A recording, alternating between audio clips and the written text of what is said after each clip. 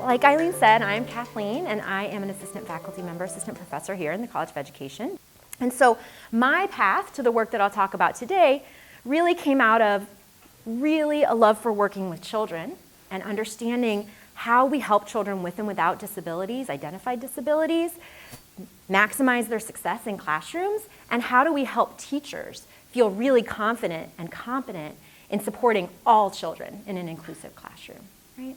And so that's the work that led me here, primarily around something called positive behavior support, which is around positive approaches to behavior, seeing behavior as an opportunity to teach, and seeing behavior as a form of communication. And so there's a lot of work that can be done around how we help pre-service and in-service teachers think about behavior and plan for behavior and respond appropriately to behavior and to really be reflective about it. So that's the line of work that I'm going to share with you today.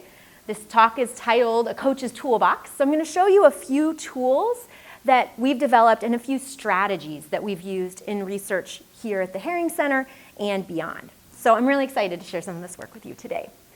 So the first step is thinking about coaching. So I talked about what brought me to coaching kind of broadly, but we also think about coaching, if you think about the sports metaphor, is really where the coaching terminology comes from. So what does a good coach do? Well, coach helps us make a plan. Coach helps us think about what we want to achieve and make steps to get there. A coach gives us some pointers. So they point out when to run a certain way, how to stick the landing, give us some specific ideas about what successful practices look like in a classroom. Coaches celebrate success with us. They help us take a moment to pause and say, I got that. And from a teaching perspective, help us pause and celebrate kids' success as well too. And really importantly, coaches help us examine our practice. They help us stop for a second. They give us permission to just take a second and look at what I as an adult am doing and how kids are responding. And that's really powerful. And that's where we see the change in coaching practices and in teaching practices, right? When we have a chance to stop and really think about what we're doing in classrooms and why we're doing it and how kids are responding. And that's where coaches really play an incredibly powerful role and are very exciting members of a classroom team for helping support practices. So for me, it got me thinking about feedback. So when we really examine our practices, that's an opportunity for coaches to give some timely feedback, to engage with teachers and have conversations about the classroom and about strategies they're trying and how they're working. And there are some characteristics of really good feedback that good coaches, whether it's an athletic coach or an instructional coach, use. So when we think about the feedback, if you think about something you've learned in your own lives and somebody who helped you learn it, whether it was learning to knit, ride a bike, cook, someone probably helped you along the way. They gave you feedback, supportive feedback. You got it, you're balancing on that bike. This has just the right amount of cinnamon in it, whatever the feedback might be. Constructive feedback, next time hold on tight to the handlebars. Next time pedal your feet a little bit faster and see how fast you can go. Really specific about the actual practices or techniques that you're using. So add a third cup more water here, stir a little bit longer, let it rise a little bit longer, and ground it in data about your performance. All of those examples are really wrapped in things that are specific and observable about whatever it is the skill is that you were learning. So there are lots of different ways that coaches can give this feedback, can use this, give these really effective, have these really effective conversations about practices.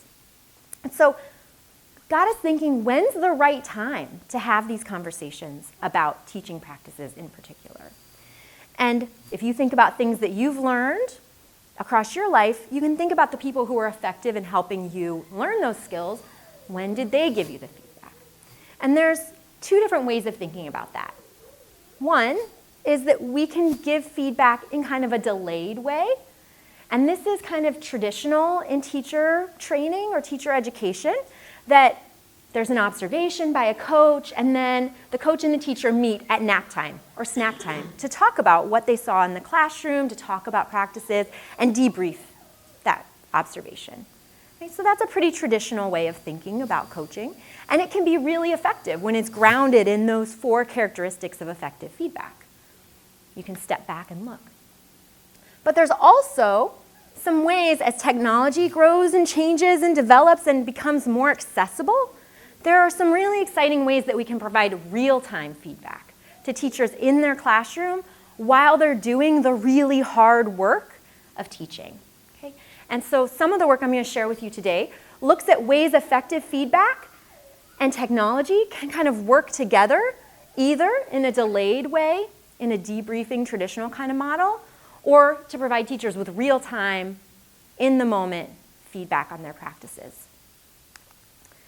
And so either way we do feedback, delayed or real-time in the moment, using technology can help us really maximize the effectiveness of feedback. It lets us catch the moment, right? So like a bubble, we can catch a moment while it's happening and really provide specific feedback, really focus on practices that are happening in classrooms, really focus on specific things a teacher said or specific ways a child responded. And that's a really powerful way to think about feedback. We also, by using technology, can think about problem solving, can investigate. I wonder what would happen if I tried this right now. I wonder what would happen if the next time you're in this situation, you tried this. What do you think would happen?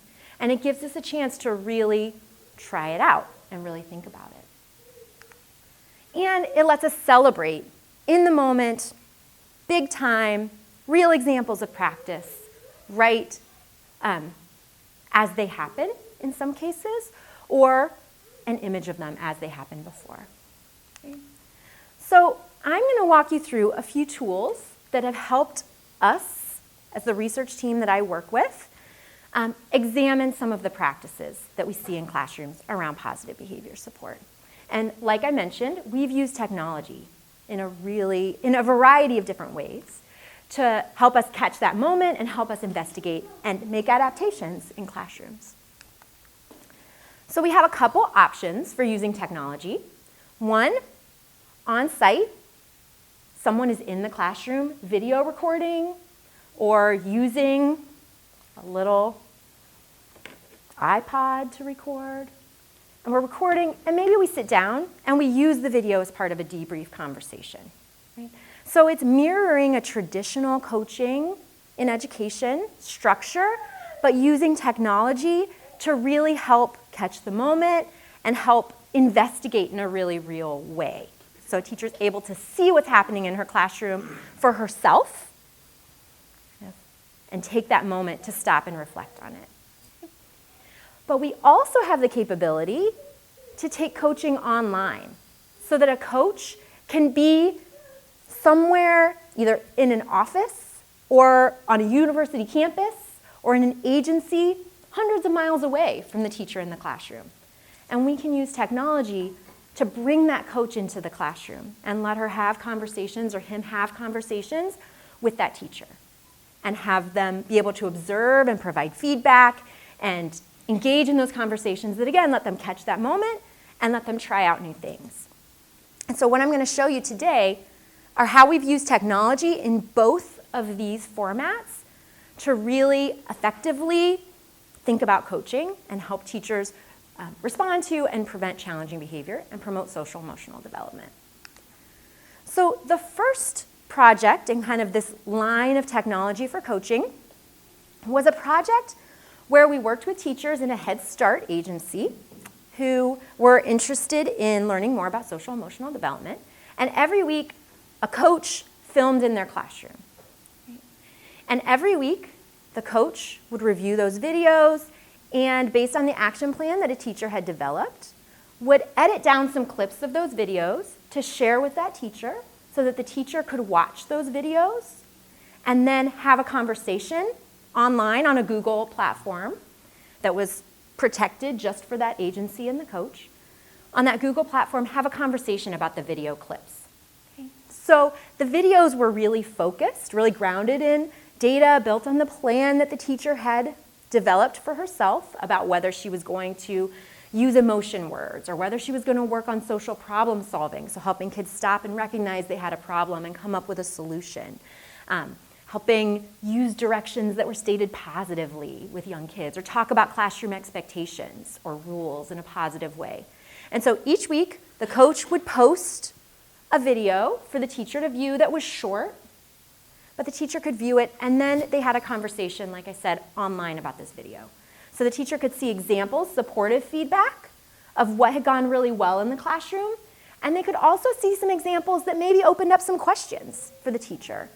And so it might have been, okay, so here, this example worked really well for Jeremy. Do you think this strategy would also work really well for Lila? What do you think about that?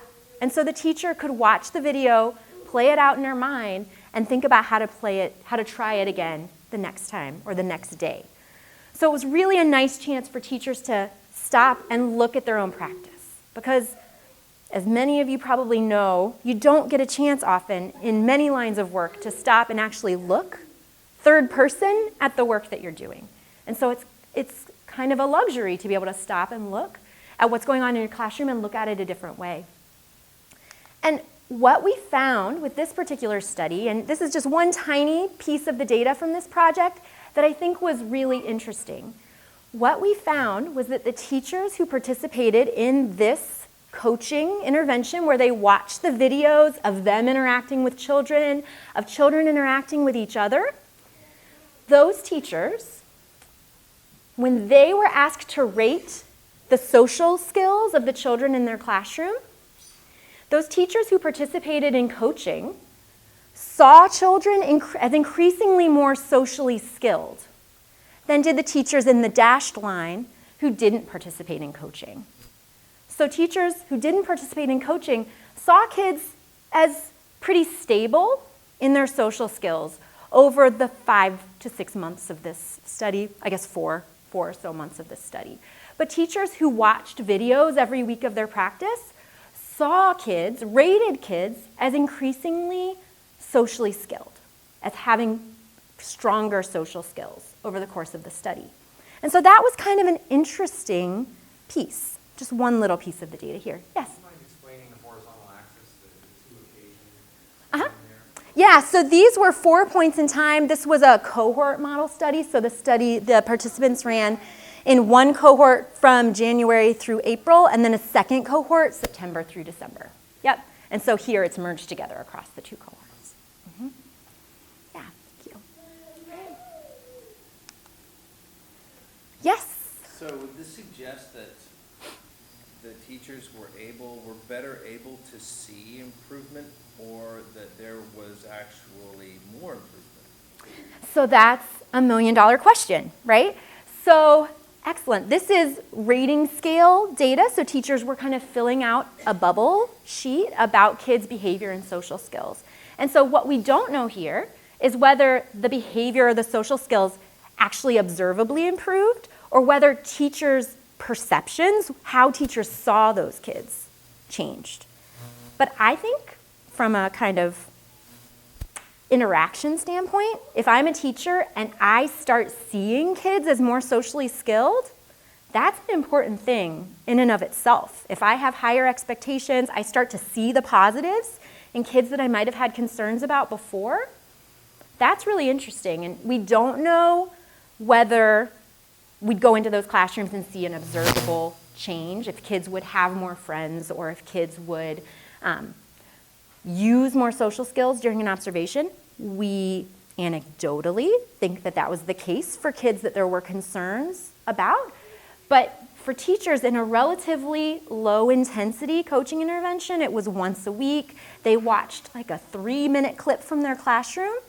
For them to then see kids start seeing the social skills in their classroom in a different way opens up some interesting things, I think, about what coaching can do. And maybe that's a first step to the strategies they start to use in their classroom.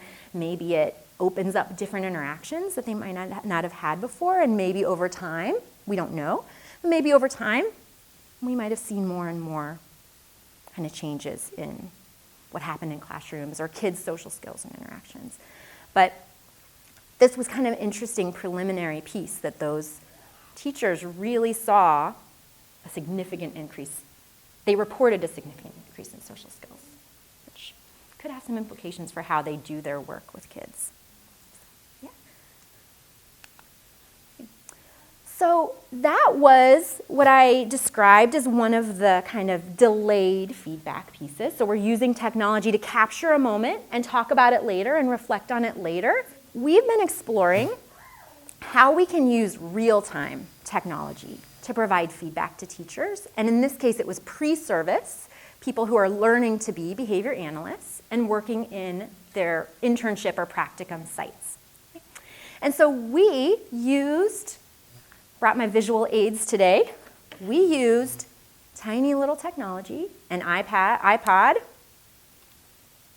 that records, and a Bluetooth earpiece. And we were able to connect with those interns in their classrooms and provide them moment-by-moment coaching of how to use communication strategies with young children with autism and challenging behavior. And so this was really exciting. This went into the classroom. This went in the intern's ear. A coach sat in an office, and they set up FaceTime through this device and beamed it right to the coach's office. And so we were able to be guests in that classroom as coaches and observe what that intern was doing with the children, how they were providing opportunities for language, how they were responding to language, how they were helping peers connect with each other. We were able to watch all of that. And we were able to be kind of in their ear and provide suggestions and provide feedback as they went through kind of a typical 20-minute routine with kids in a classroom. And so this was a really exciting way, I think, of thinking about technology and thinking about how we can use technology for teaching and learning. And we were pretty excited to see that, I'll just orient you to this. I know there's a lot of data up here, but just to give you a little bit of an orientation. Across the bottom is time, so sessions that they interacted. And across, the squares are the number of communication trials that interns offered or set up for young children who were learning to communicate and to use a specific strategy, to say 1 more minute when they didn't want to change in a routine. So over time, looking at the squares like this, here and here, with bug in the ear coaching, that Bluetooth device that started with this staggered line, they increased the number of trials they offered to young children to communicate. So the number of times they set up an opportunity to communicate increased with having a bug in their ear, a coach in their ear, saying, now's a good time to think about a trial. Think about what you might do with the train. It looks like he wants the train. Let's set up an opportunity here. And so with coaching, some of them had small increases because they were already doing a fair amount. Some of them had quite large increases relative to just having a paper plan in front of them about what to do. But what we also saw was that with coaching, with someone in their ear giving them supportive feedback, celebrating their successes, their fidelity to a child's plan, so the quality with which they were using the plan, following the plan, also went up substantially. So that's what these triangles show. So this first intern, she had a fair number of trials and was doing pretty well, even without coaching, and she maintained that, went up a little bit. But the others, you can see, they were doing about 50% of the steps on a child's plan without coaching, and with coaching went up to nearly 100% of the steps on a child's plan. And the same for the third intern, about 60, and went up to nearly 100% of the steps on a child's plan on average in a session. So that's a pretty big change in the number of opportunities a child gets to is kind of set up to help a child communicate, and in kind of the whole picture that a child's getting about communication. So some of those steps that an intern worked on would be things like setting the stage, but it would also be how they prompted language, how they reinforced language, how they responded to errors or challenging behavior. So doing all of that with 100% fidelity or nearly 100% fidelity is a really big change in the child's experience of communication in the classroom. And so this was having a coach in your ear observing. Now, we did find some really interesting feedback. We're working still through the feedback from the teachers, the interns, the social validity data where they reported back to us kind of how acceptable the Bluetooth bug-in-ear coaching was to them and how distracting it was, things like that. We're working through that data. Given the structure of this, that it was small group or one-on-two, one teacher and two children, they found it wasn't very distracting. They reported it wasn't very distracting in that context, but they worried that if they were responsible for a larger group of kids, it might be distracting to have someone in your ear kind of making comments while you're trying to watch 14 or 18 or 20 plus children and provide instruction. So there's a lot we can still learn about when each type of feedback is appropriate. Right? So if I'm running a group time, I'm reading a story to a group of preschoolers, and I'm working on a specific goal as a teacher around that, it might be more appropriate and preferable to me to have just a static video camera in the background, and I can watch it later and talk to someone about it, versus having a coach beamed in on FaceTime in my ear saying, notice that Sonia is sitting really still right now. Ask her a question, pull her in. That may be distracting in some context. So there's a lot we can still play around with, around how technology can be matched to specific people and specific situations and what's appropriate for what learning outcomes for adults. So there's lots of interesting questions still to be asked, lots of things still to do.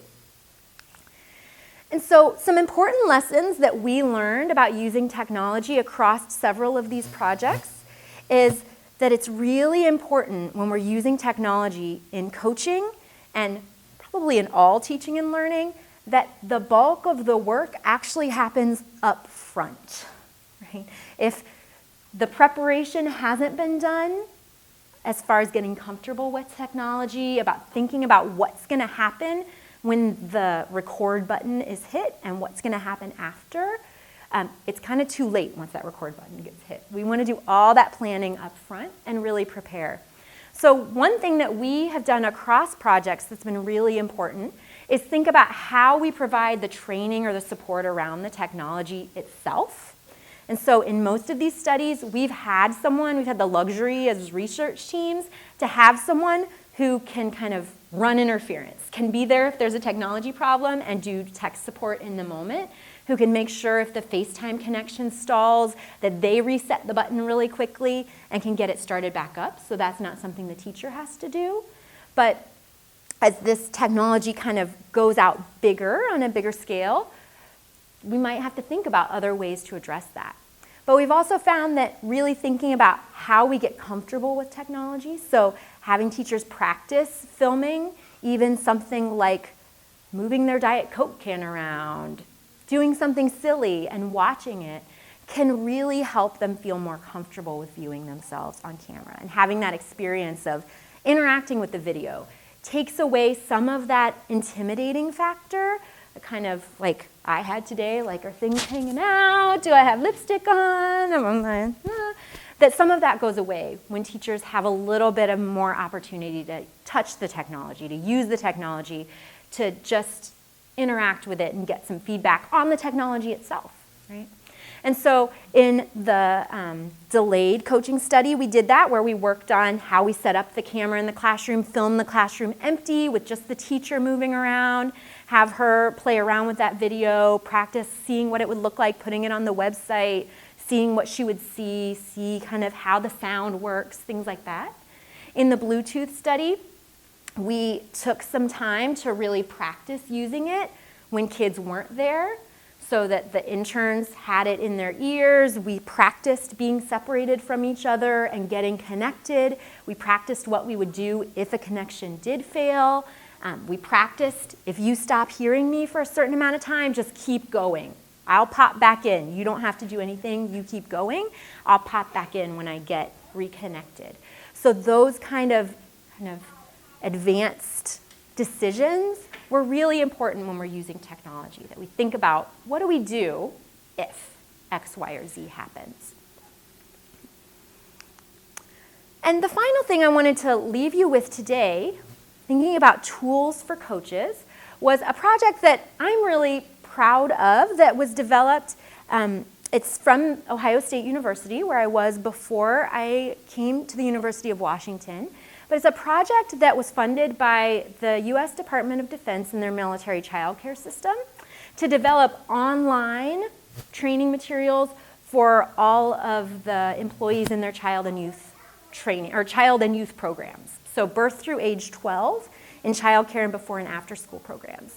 And the original plan for them was that they would think about what kind of materials what they call direct care staff would need. So the people who are the teachers and the staff members in those programs working with kids every day.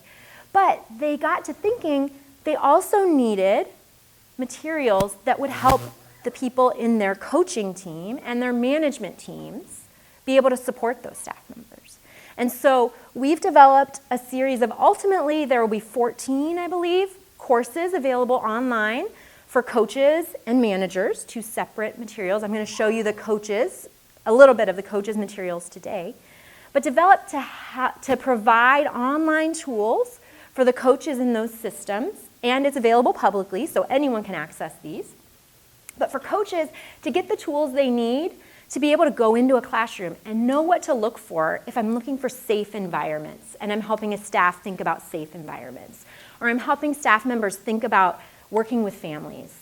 What does that look like? How do I have conversations with staff as a coach about families, about building connections with families, about welcoming families into classrooms? And so this material has all been developed. I believe about 8 or 9 of the courses are available free online now. It's virtuallabschool.org. And what I'm excited about from a coach's perspective is that we've developed these materials from a coach's role about how they would help staff members do their work, big picture. So we've developed these materials with a teach, model, observe framework. So they start out thinking about what do staff members need to know about working with families. So I can teach that. How do I model that? How do I, as a member of a program community, walk through the halls and model some of those things that are so important for building connections with families, or providing a safe environment, or helping promote thinking skills in young children, whatever the material may be? How do I model that as an adult in the program? And then what do I look for? What do I observe in interactions between staff members and families, in interactions between staff members and children? What do I observe? And then what do I do with what I've observed? So going back to all of those characteristics of feedback that we talked about at the beginning, how I give supportive feedback, how I think about reflection and corrective feedback, how I ground my observations in what I've observed, we give coaches examples and tools for how to do that. We use a lot of video, so coaches can watch video of effective practices that direct care staff members might have seen in their own online materials. But then for coaches, we also provide videos of what I like to call the gray area. So here's some things that we can talk about. So maybe this wasn't a perfect example of an interaction between a teacher and a child. What would you talk about with this staff member? What would you focus on that was positive? What questions would you ask? How would you provide feedback and actually have that conversation? And so we provide lots of videos of real examples, lots of kind of narration of what a person is seeing, so that when they're watching in their own programs and settings, they can kind of have that lens to watch through as well.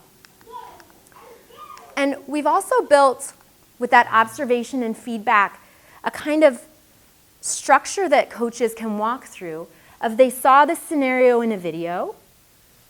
We describe again what you saw in that scenario and have activities where they think about what would you say and what would you do to really work with that staff member around that scenario that you just observed. So we're really focusing on helping coaches think about the work that they do and how they help support practices in classrooms and programs. for kids across the childhood years. They have a chance as coaches to get feedback on their own understanding of materials, so they can take quizzes to check their understanding of what they worked through. Not gotcha kind of quizzes, but chances to really kind of engage with what they read and what they saw in videos. And then we give them the actual tools, and these are downloadable tools. They're just PDFs. Eventually they'll be interactive that can be kind of filled in as forms and saved online under the system. But right now they're downloadable PDFs on all of these courses that are tools for the coach to use in their work to really prepare to have conversations about what they see in classrooms and to provide feedback. So they have a guide for how they help support the staff members through their materials, but then they also have a checklist of the really observable things that they might go into a classroom and look for. So when you're working with staff members, what do you see them doing with families to really help bring families in? When you see them designing their environments, what do you look for to make sure the classroom is safe, to make sure there's enough materials, to make sure that the space has been thoughtfully arranged? What exactly do you look for? And so these are simple checklists that a coach can pull down that has the practices that they would look for and can start having conversations about, so that coaching conversations stay really grounded in the practices that a staff member is working on and has developed goals around.